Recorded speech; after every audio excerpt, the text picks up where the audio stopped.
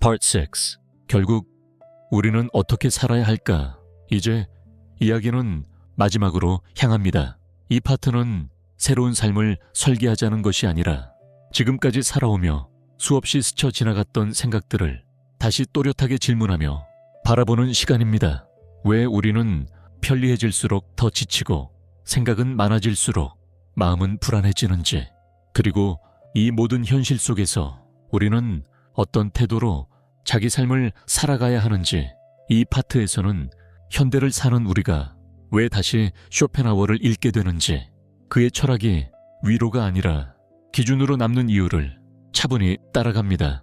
그는 행복을 약속하지 않았고 희망을 과장하지도 않았습니다. 다만 삶을 살아내는데 필요한 가장 현실적인 태도를 끝까지 놓지 않았습니다. 현대인이 더 힘든 이유, 생각을 멈추는 연습, 불행을 대하는 태도, 그리고 삶의 끝에서 끝내 남는 것이 무엇인지를 하나의 흐름으로 이어갑니다. 이제 우리는 어떻게 살아야 하는가라는 질문 앞에서 조금 더 단단한 기준을 조용히 마주하게 됩니다. 31장. 현대인이 더 힘든 이유. 현대인은 정보가 너무 많습니다. 비교 대상도 기대치도 끝없이 늘어납니다. 쇼펜하워의 시대보다 조건은 좋아졌지만 고통은 사라지지 않았습니다. 오히려 더 복잡해졌습니다.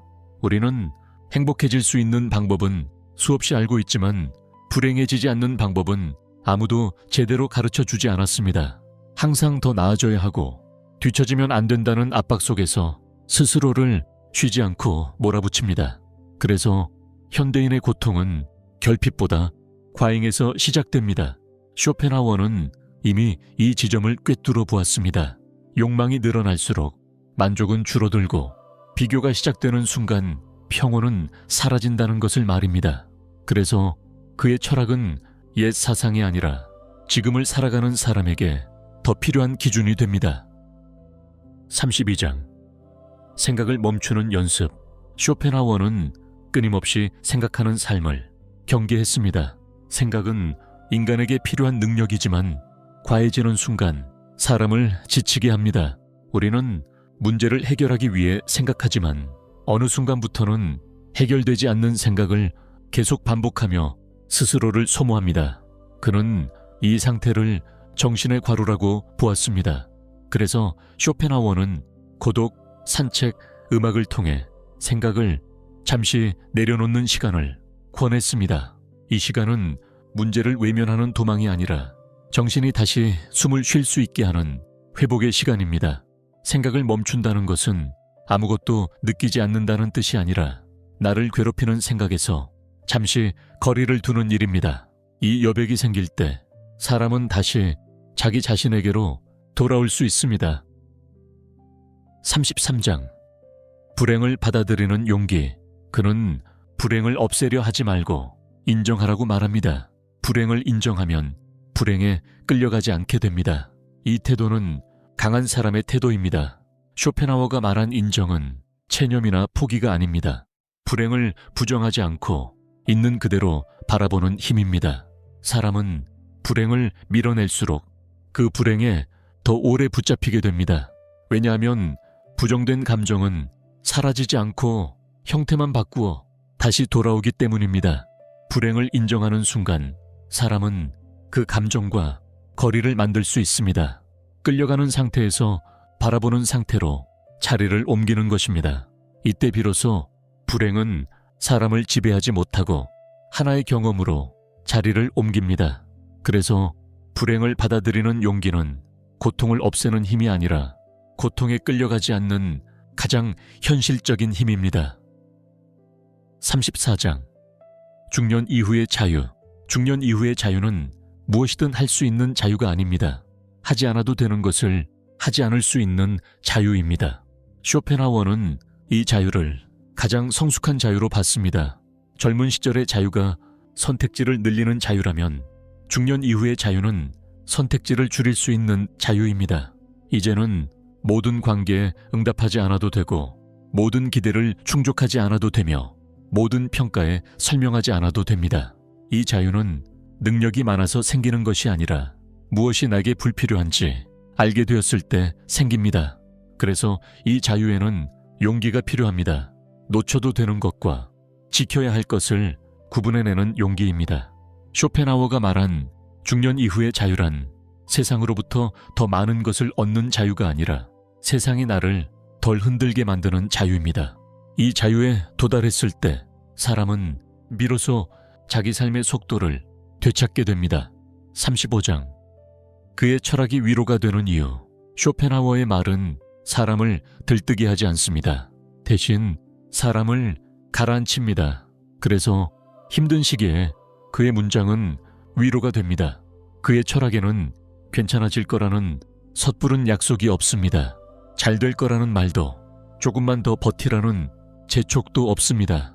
대신 지금 힘든 상태가 이상한 것이 아니라는 사실을 조용히 인정해 줍니다. 사람이 가장 지칠 때는 아플 때가 아니라 아픈데도 괜찮아야 한다고 스스로를 몰아붙일 때입니다. 쇼펜하우어의 말은 그 압박을 조금 내려놓게 합니다.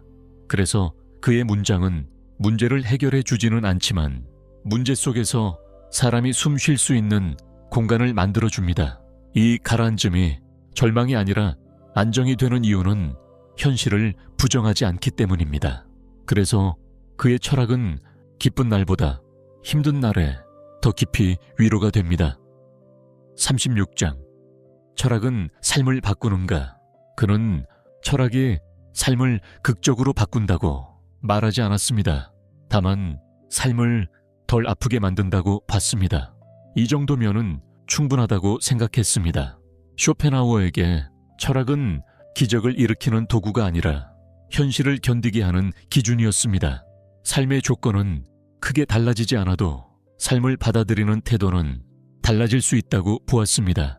그래서 철학은 문제를 없애주지 않지만 문제 앞에서 사람이 무너지지 않게 합니다.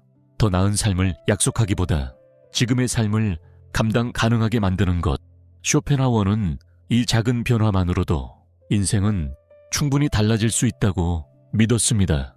삶이 완벽해지지 않아도 덜 아프다면 그것으로 철학은 역할을 다한 것입니다. 37장. 결국 남는 것. 나이가 들수록 남는 것은 소유가 아니라 태도입니다. 쇼펜하우어는 삶의 끝에서 이 사실을 분명히 봤습니다. 젊은 시절에는 무엇을 가졌는지가 삶을 설명하는 것처럼 보이지만 시간이 흐를수록 그 기준은 점점 힘을 잃습니다. 돈, 명예, 성취는 상황에 따라 사라질 수 있지만 삶을 대하는 태도는 끝까지 함께 남습니다. 어떤 태도로 고통을 견뎠는지, 어떤 태도로 불행을 받아들였는지, 어떤 태도로 자기 자신과 함께 있었는지가 마지막에 남습니다. 쇼펜하우어는 삶을 돌아보며 이 태도가 한 사람의 인생을 결정짓는다고 보았습니다. 그래서 그는 무엇을 더 가지려 애쓰기보다 어떤 태도로 살아갈 것인가를 더 중요하게 여겼습니다. 결국 인생의 끝에서 사람을 설명하는 것은 그가 얼마나 가졌는지가 아니라 어떻게 살아냈는가입니다. 38장. 그가 우리에게 남긴 것. 그가 남긴 것은 답이 아니라 시선입니다. 삶을 조금 멀리서 보는 시선. 이 시선이 사람을 살립니다. 쇼펜하우어는 삶에 대한 명쾌한 해답을 주려 하지 않았습니다. 대신 삶을 대하는 거리와 각도를 바꾸어 주었습니다. 너무 가까이서 보면 고통은 커지고 감정은 과열되며 판단은 흐려집니다. 하지만 조금 떨어져 바라볼 수 있을 때 삶은 견딜 수 있는 크기가 됩니다. 그가 남긴 시선은 문제를 없애주는 시선이 아니라 문제와 나 사이에 숨 쉴 틈을 만들어주는 시선입니다. 그래서 이 시선은 사람을 들뜨게 하지 않지만 무너지지 않게 합니다. 쇼펜하우어가 우리에게 남긴 가장 큰 유산은 삶을 이기는 법이 아니라 삶에 끌려가지 않는 이 거리감입니다. 39장. 왜 우리는 다시 글을 읽는가? 세상이 시끄러울수록 사람들은 쇼펜하우어를 찾습니다. 그는 현실을 미화하지 않기 때문입니다. 그리고 거짓 위로를 하지 않기 때문입니다. 사람들은 힘들 때 희망적인 말보다 정직한 말을 원합니다. 괜찮아질 거라는 말보다 왜 이렇게 힘든지를 정확히 짚어주는 시선을 찾게 됩니다. 쇼펜하워는 세상을 낙관적으로 꾸미지 않았고 고통을 숨기지도 않았습니다. 그래서 그의 말은 달콤하지 않지만 신뢰할 수 있습니다. 현실을 있는 그대로 인정한 뒤에야 사람은 스스로 설 수 있다고 그는 보았습니다.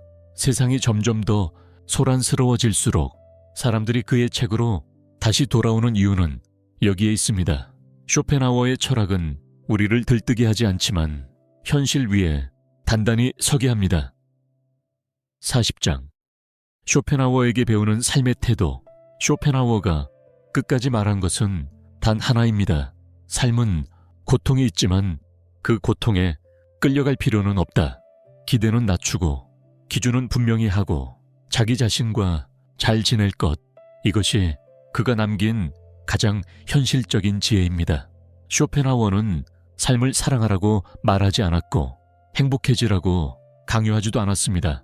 대신 삶이 고통을 포함하고 있다는 사실을 정직하게 받아들이고 그 안에서 어떻게 흔들리지 않을지를 끝까지 고민했습니다. 그가 말한 태도란 세상을 바꾸는 태도가 아니라 세상에 휘둘리지 않는 태도입니다. 고통을 없애려 애쓰지 않고 불행을 부정하지 않으며 자기 삶의 기준을 외부의 판단이 아니라 자기 안에서 세우는 것. 이 태도를 가질 수 있다면 자기 자리에서 조용히 단단하게 설 수 있습니다. 이 시리즈가 삶이 무거워질 때 다시 꺼내어 조금 더 단단하고 조금 더 건강하게 자기 삶을 살아갈 수 있는 힘으로 남아있기를 바랍니다. 필요할 때 다시 펼쳐도 되고 지금은 덮어두어도 괜찮습니다. 쇼펜하워의 철학은 언제나 삶이 무거워질 때 다시 읽히는 철학이니까요. 여기까지 함께 걸어와 주셔서 감사합니다. 마음이 지치고 복잡한 날, 사람 때문에 유난히 힘든 날, 삶의 방향을 다시 바라보고 싶은 날에 잠시 들러 편하게 들어주세요. 당신의 마음을 제가 또 읽어드릴게요. 지혜드림이었습니다.